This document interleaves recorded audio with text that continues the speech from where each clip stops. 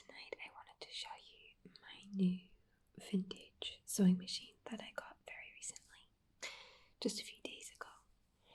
I picked it up on Gumtree for £30 and it's a Singer 416.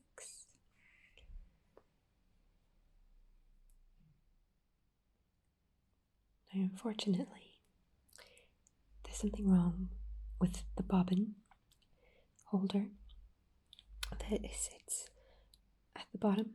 It's a top loading bobbin, but there's something wrong with it and it's not turning, and I'm trying to figure out what it is that's wrong. I've taken it apart and I've tried to do some research, and I found that the 400 series has been infamous for over oiling and bobbins wearing, gears wearing a lot sooner than they should, because a lot of them are made from plastic, I believe. So if you've got any ideas, I would love to hear them. I don't fancy spending a minimum of 50 quid just for someone to look at it before any parts would have to be ordered. So anyway, I wanted to show you it. Now, it is obviously from the 70s, and there's a very interesting thing in here as well. I think it was first produced in 74. So it is yellowed with age. It hasn't aged terribly well, but it's still in like really good condition for being a used item. So what I'll do is I will lift the cover off and we will have a look a little bit closer inside.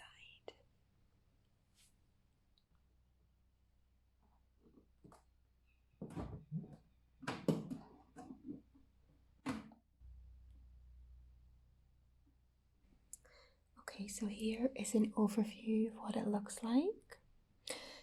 You can see that it is yellowed on the top and on the front panel, but apart from that, it's like really good condition. So we'll go in a little bit closer so that you can see in more detail. So I'll just remove the foot pedal.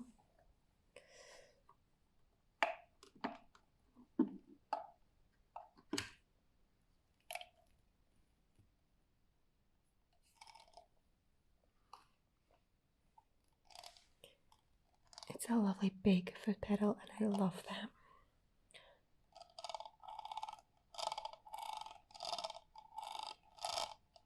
And it smells of old machine.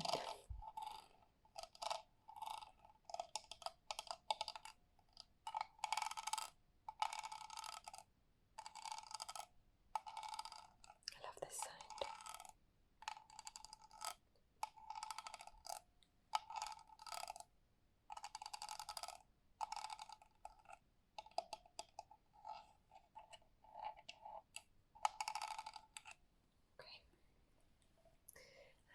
Right, so I'll just move you around a little bit.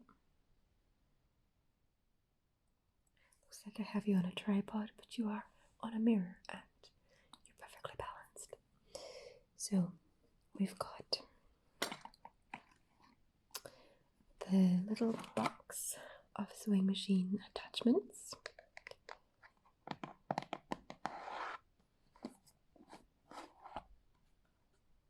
And the lady was nice enough, obviously not to tell me that the bobbin wasn't working, but nice enough to give me some needles. Now these have fallen out now, because I didn't have any, but she gave me some needles, and there's all the original bits and pieces. So there's a zipper foot, and these are the panels for the different stitches.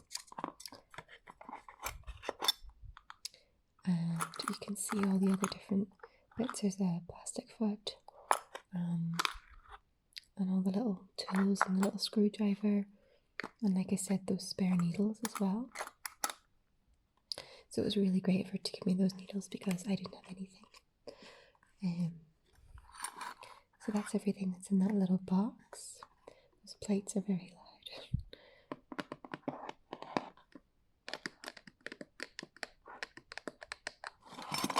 Made in Great Britain.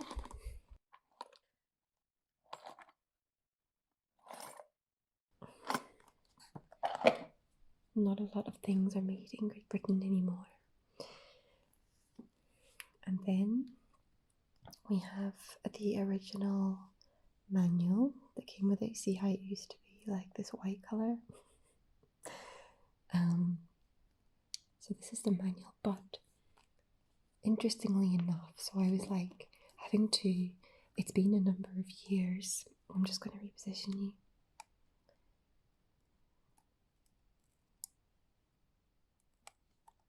It's been a number of years since I used a machine, and then it was a modern one, so I had to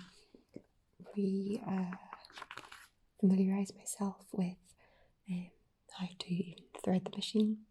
And this one is slightly different to the other Singer I had, which was a very modern one. I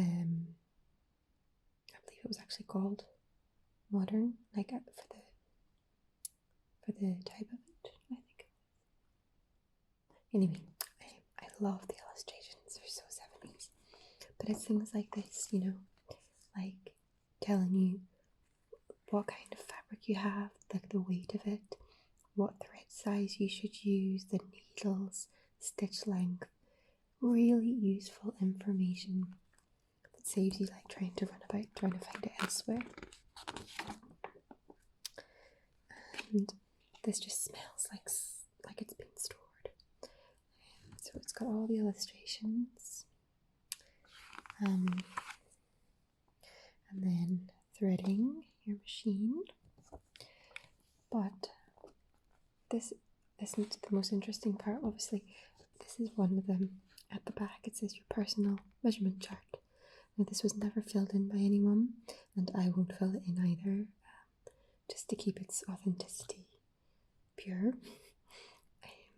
But I just thought this was so useful, so that you can like write your measurements down and then always have them, and you always know what size you are. I just thought that was really quite smart.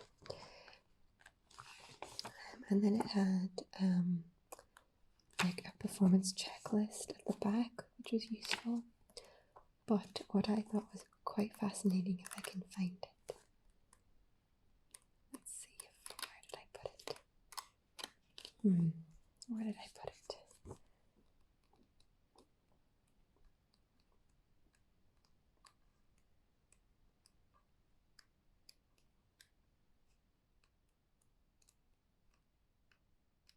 Oh, there it is. It is the original receipt, which I just thought was so cool. So it's for the 416 port. It was collected by, I think that says John, or I'm not sure, but it was collected on the 11th of the 10th, 79. I just thought that was so cool. There was no like information written down about how much they paid, which would have been even more interesting. But I just thought that was really just neat, like memorabilia. So that was so cool. So yeah, that came with it, which again, very, very useful. And it's just amazing that she was able to keep, I don't know if she was the only person to ever own this. She doesn't seem old enough. She was kind of maybe like in her 40s, which is not old enough. So I think maybe she got it secondhand, or maybe she got it passed down from someone she knew. But this is the machine, so I'll just bring you in closer. So we've got Singer.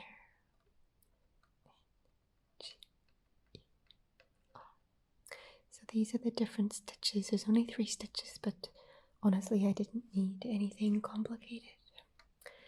So there's a zigzag, and there's it's like a spaced and then like more like a perforated dotted one. I can't remember the name of these stitches.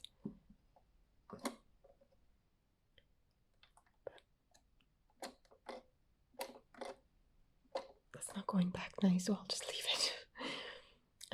This is the tension. And this is where the needle is positioned. So you have left, center, and right.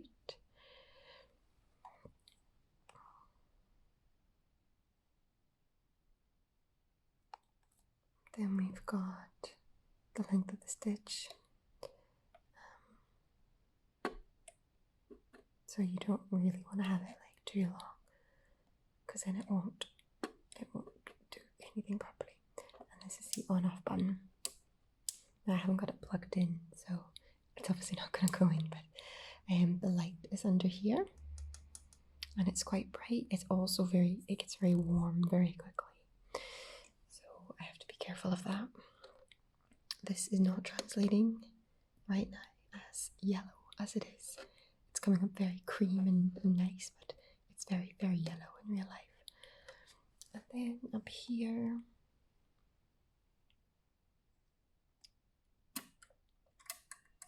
we've got this style, and then we've got bobbin holders with the original felt parts. And this is where you put your thread. So this is where the thread goes. And it fades over here, through here, through here, around here, up, and around here, and down through your needle. Well, around here, and then through your needle, and then out the back. And then the bobbin lives under here. And this is the thing that I'm having the problem with. So I'm just going to hold you up. So it's this part that's not working. So this is the bobbin, and that's the bobbin holder, and then this is the bobbin holder. I can't remember the name right now.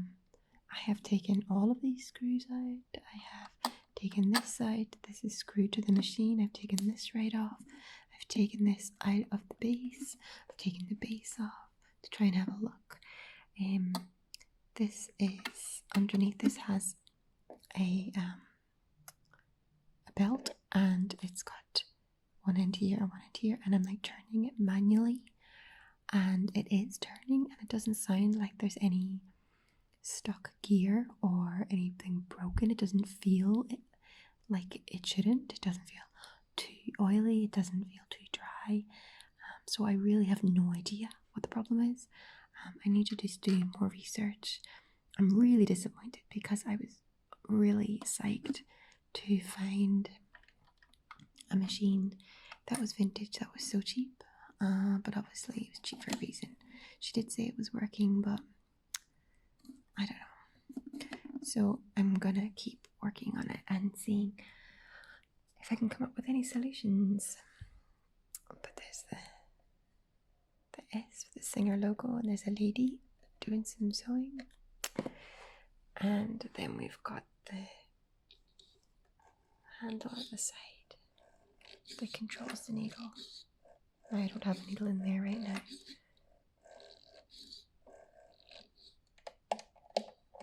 And then this one is when you're winding the bobbin to secure it and release it. So I just wanted to show you my new machine that I can't use yet. I was telling my mom and she was so excited for me, but then I told her yesterday that it's just, I can't get it working. And my birthday's next month, and she was going to buy me a new sewing machine. And then I said, no, I find this one is excellent. So anyway, she said yesterday that to save me the bother and the money, that she would still buy me a new machine. So I'm not sure. I'm not giving up on this. I really need a sewing machine. But maybe Maybe then I'll have 2 sewing machines and I'll be very posh then to have 2 sewing machines. So I just wanted to show you that she's still lovely. I've called her Bridget. She's Bridget the Rigid.